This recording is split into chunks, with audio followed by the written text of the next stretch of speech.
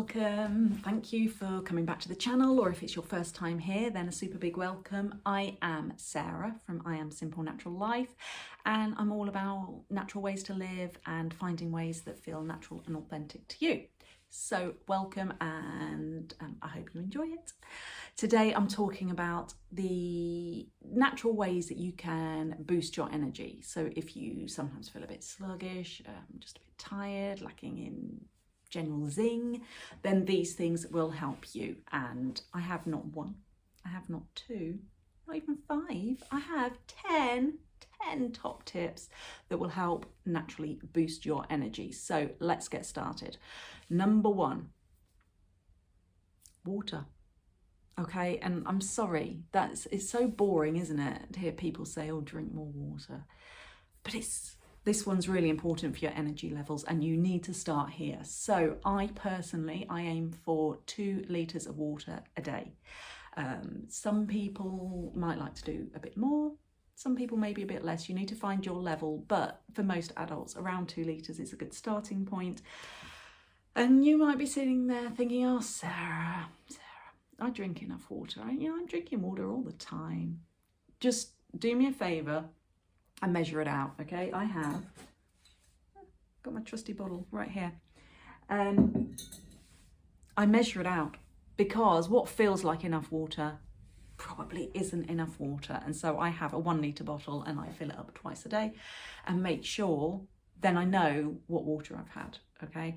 And it really is a basic thing, but that really should be your starting point, because everything else will come from that. But you need to at least give your body a fighting chance of being able to get a bit of energy going. So start with the water, do it. Number 2, now for some of you this might be a little bit weird, but just hear me out just have an open mind. And for some of you, this is all good. So I'm talking about the moon. The moon affects our energy levels. Like how it affects the tides, and we have our high tides and all of that, and it's all to do with the moon. Well, it also affects us as humans and our energy levels. So you need to be aware of what the moon is doing.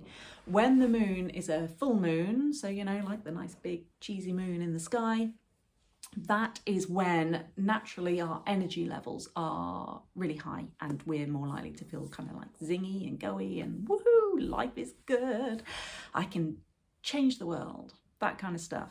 Okay, that's what the moon does to me. Anyway, so when it's a new moon, that is when you're likely to feel lower energy, you feel a bit more reflective, kind of naturally want to be a bit like quieter, maybe less sociable, that kind of stuff. Now, you can't change what the moon's doing, okay? But what you can change is what you are doing. So if there are certain things within your life or within your job where you want to show up with a lot of energy, if you can try and do those things around the time of the full moon, and then do your more maybe behind the scenes admin-y stuff in a new moon, forgot what I was saying, in a new moon, then that would really help. And if you are a person that menstruates, then you can also do this charting your cycle. Now, this is probably a whole YouTube video on its own, so I won't go into it too much. There is a section on it in my book, so you could always get that, or just wait till I do the video, or both. You could do both.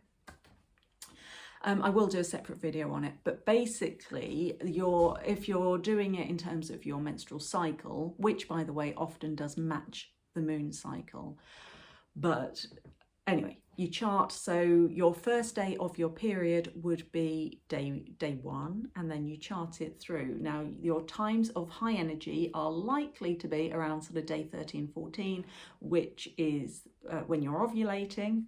I'm talking like typical cycle. There will be a bit of variation. That's when you'll be high energy and you've got your zingy zing going. And then when you are sort of coming towards your menstruation, and then when you menstruate, that's your sort of like your new moon time. That is your when your energy is going to be lower and you want to spend a bit more time just being cozy and chilling out.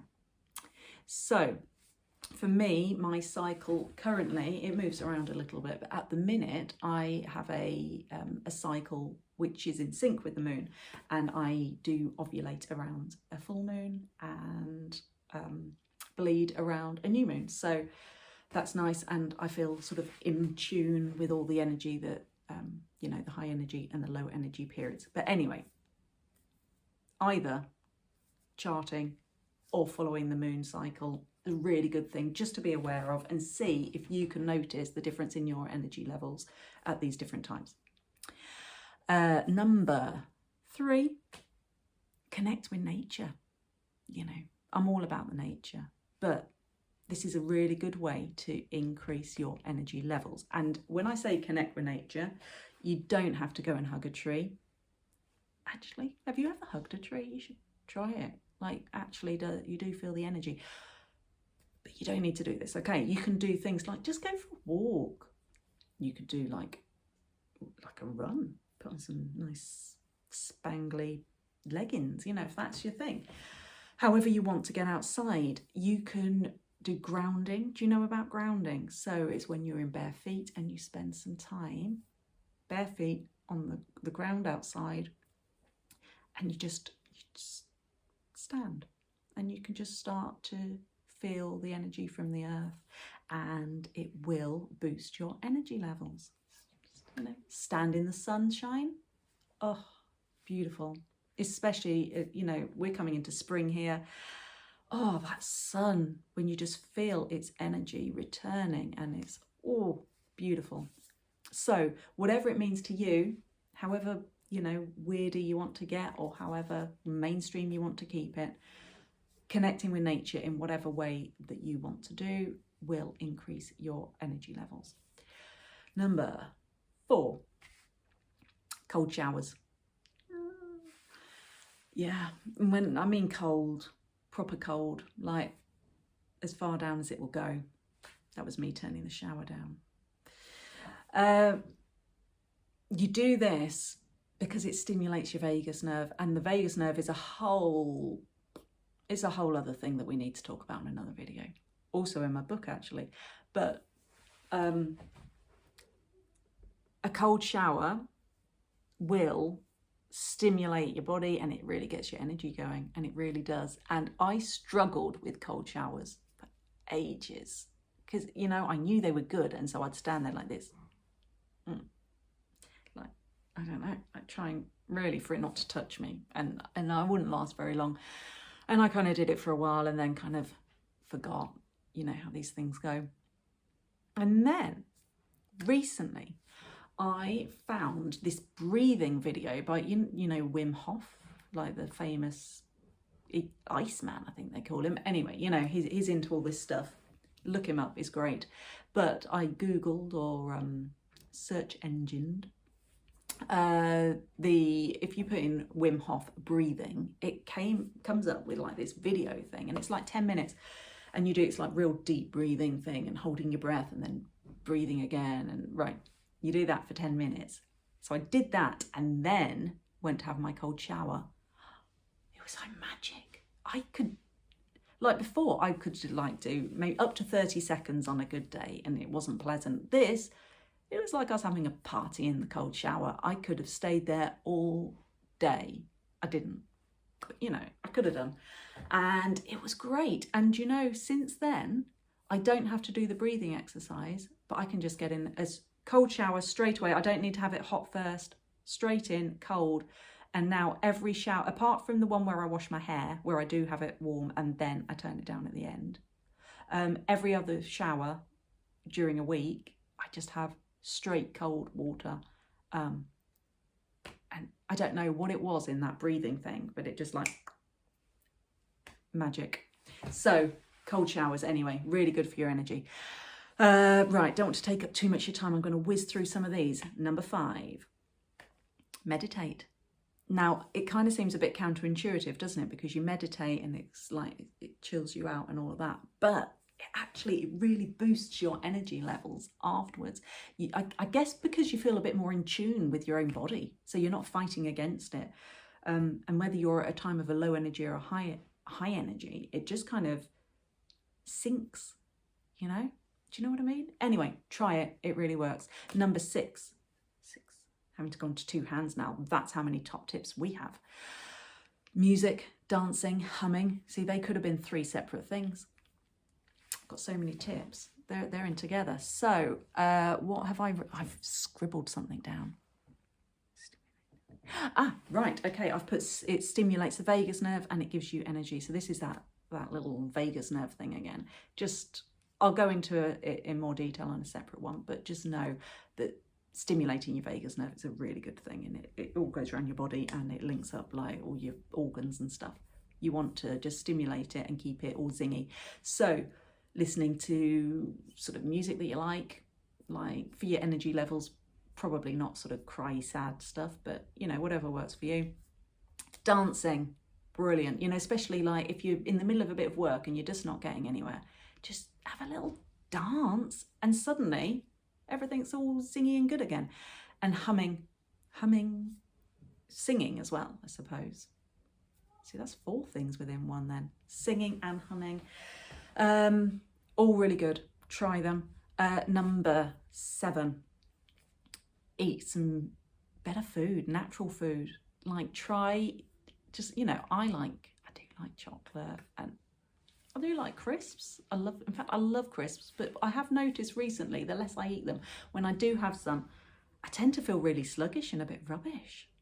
You know, so you just need, I'm not saying, you know, go the whole hog and only eat, I don't know, carrots, but just be a little bit more aware of what you're eating and try and have a little bit less refined sugar, a little bit less artificial rubbish. Just, you know, just, it's basic, isn't it? But just looking after yourself a bit. Right, number 8, fill your cup. Now by this I mean just try and do stuff a little bit during the day which is going to that you're going to enjoy, you know, because there's enough that you'll have to do, whether it's like, I don't know, changing nappies or cooking tea, cooking dinner for people, or I don't know, brushing your teeth, whatever it is that you have to do that you just think, oh, I don't really want to do that. If you can just spend some time during the day doing something that you enjoy, even little things like having a cup of tea, having a little dance, I suppose. Covered that in the last one. But you know, whatever, reading your book, all these things would just bring you back into a kind of a happy place. And if you are in your happy place, then your energy levels will be higher and you'll feel like just more able to cope with the rubbishy bits that you don't want to do. Number 9, God, that's a lot of fingers. I'm struggling there. Number 9, essential oils. You know, natural things that you can use, like oils that are good. Orange, lemon, all those, like the citrus oils. Peppermint, I find, makes me really zingy. Bergamot, that's also a good one. But, you know, try what works for you. You can do it in a little roller thing, bit of that, or in a like a diffuser. However it makes sense to you, but just try it because it's just a really simple thing to do that, for me, really lifts my energy. Use the right oils and I'm like zing-tastic. And number 10, is all my fingers in? They're in.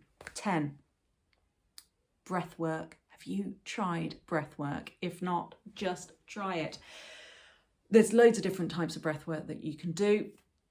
To my mind, it's not, for this, for raising your energy levels, all of them are good. It's increasing the oxygen flow to your body, and it can be really quick, or you can take your time, but it will increase your energy levels. So that is my whistle top 10, I can't get my fingers in, 10 top tips to naturally boost your energy. So try them, see how you go. Let me know in the comments down there, all of that, how you found it, how it went, and go and find me on Facebook and Instagram, and obviously do subscribe to this channel because there will be another amazing video coming up that you just need to see. So thank you for joining me and I'll see you soon.